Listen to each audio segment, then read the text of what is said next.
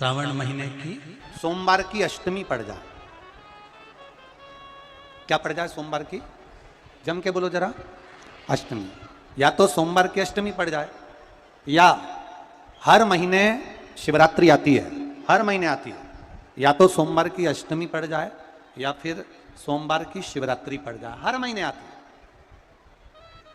प्रयास करना कहीं से देसी गाय का दूध मिल जाए,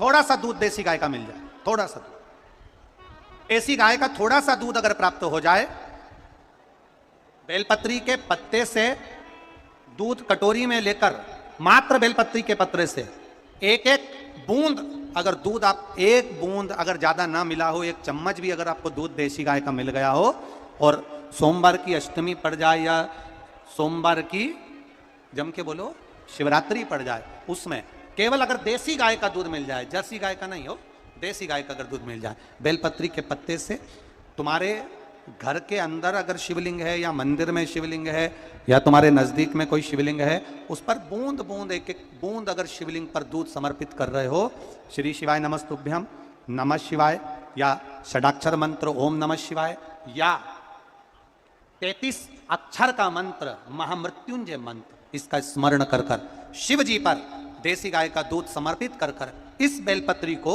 अशोक सुंदरी वाली जगह पर अगर आप समर्पित कर देते हैं, फिर आप जिस भी चीज के लिए अप्लाई करें, मेरा देवाधिदेव महादेव आपका हाथ पकड़कर खींचकर आगे बढ़ा ही दे।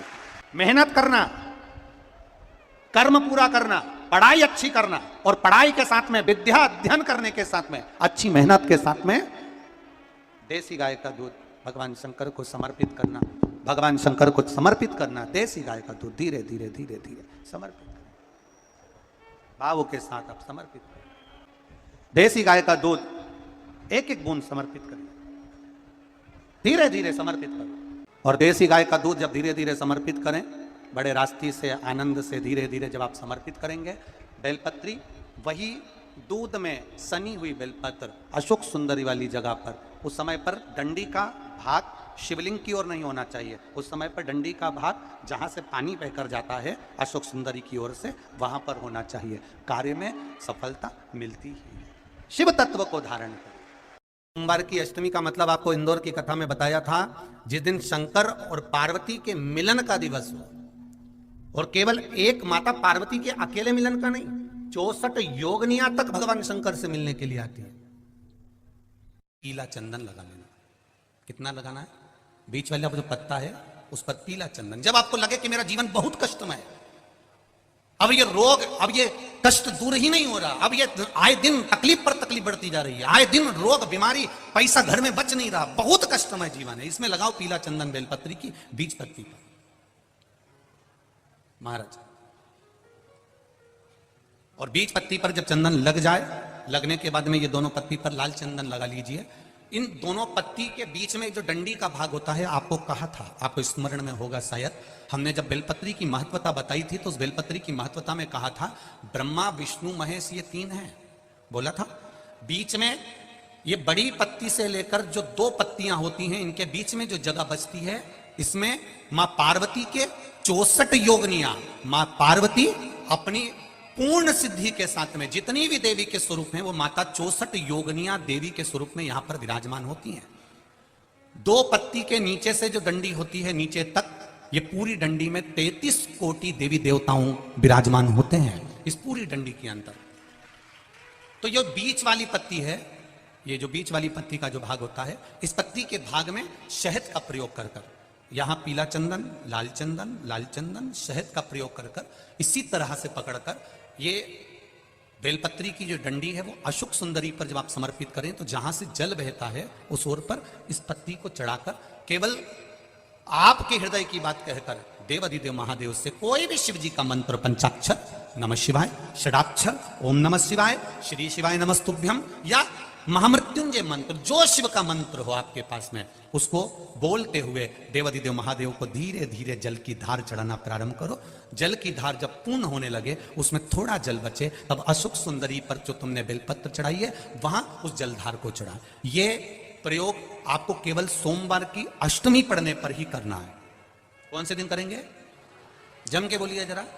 सोमवार की अष्टमी पढ़ने पर यह प्रयोग करें। और जल चढ़ाकर बाबा से विनती कर कर उसी बेलपत्र को वापस उठाकर कहीं जलाशय में या किसी पेड़ के नीचे विसर्जन कर दें और एक लोटा जल वहां भी चढ़ा दें। बस निवेदन कर कर आ जाइए, मेरा बाबा 3 माह के अंदर हाथ जरूर पकड़ेगा और आपको दलदल से बाहर निकाल देगा। हमें बताया था जिस दिन शंकर और पार्वती के मिलन का दिवस हो, और केवल एक माता पार्वती के अकेले मिलन का नहीं, 64 योगनियां तक भगवान शंकर से मिलने के लिए आती है। पीला चंदन लगा देना। कितना लगाना है? बीच वाला जो पत्ता है उस पर पीला चंदन। जब आपको लगे कि मेरा जीवन बहुत कष्टमय है, अब ये रोग, अब ये कष्ट दूर ही नहीं हो रहा, अब ये आए दिन तकलीफ पर तकलीफ बढ़ती जा रही है, आए दिन रोग बीमारी, पैसा घर में बच नहीं रहा, बहुत कष्टमय जीवन है, इसमें लगाओ पीला चंदन बेलपत्री की बीज कलगी महाराज। और बीज पत्ती पर जब चंदन लग जाए, लगने के बाद में ये दोनों पत्ती पर लाल चंदन लगा लीजिए। इन दोनों पत्ती के बीच में जो डंडी का भाग होता है, आपको कहा था, आपको स्मरण में होगा शायद, हमने जब बेलपत्री की महत्वता बताई थी तो उस बेलपत्री की महत्वता में कहा था ब्रह्मा विष्णु महेश ये 3 है, बोला था। बीच में ये बड़ी पत्ती से लेकर जो 2 पत्तियां होती हैं, इनके बीच में जो जगह बचती है, इसमें माँ पार्वती के 64 योगनियां, माँ पार्वती अपनी पूर्ण सिद्धि के साथ में जितनी भी देवी के स्वरूप में, वो माता 64 योगनियां देवी के स्वरूप में यहाँ पर विराजमान होती हैं। 2 पत्ती के नीचे से जो डंडी होती है नीचे तक, ये पूरी डंडी में 33 कोटि देवी देवताओं विराजमान होते हैं इस पूरी डंडी के अंदर। तो ये बीच वाली पत्ती है, ये जो बीच वाली पत्ती का जो भाग होता है, इस पत्ती के भाग में शहद का प्रयोग कर कर, यहाँ पीला चंदन, लाल चंदन, शहद का प्रयोग कर कर, इसी तरह से पकड़कर ये बेलपत्री की जो डंडी है वो अशोक सुंदरी पर जब आप समर्पित करें तो जहां से जल बहता है उस ओर पर इस पत्ती को चढ़ाकर केवल आपके हृदय की बात कहकर देवाधिदेव महादेव से कोई भी शिव जी का मंत्र, पंचाक्षर, नमः शिवाय, षडाक्षर, ओम नमः शिवाय, श्री शिवाय नमस्तुभ्यम, या महामृत्युंजय मंत्र, जो शिव का मंत्र हो आपके पास में, उसको बोलते हुए देवाधिदेव महादेव को धीरे धीरे जल की धार चढ़ाना प्रारंभ करो। जल की धार जब पूर्ण होने लगे, उसमें थोड़ा जल बचे, तब अशोक सुंदरी पर जो तुमने बेलपत्र चढ़ाई है वहां उस जलधार को चढ़ा। ये प्रयोग आपको केवल सोमवार की अष्टमी पढ़ने पर ही करना है। कौन से दिन करेंगे? जम के बोलिए जरा।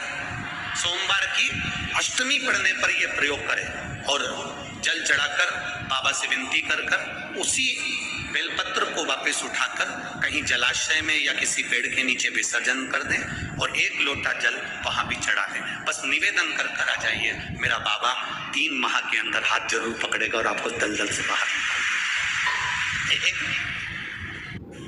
काया के रोग से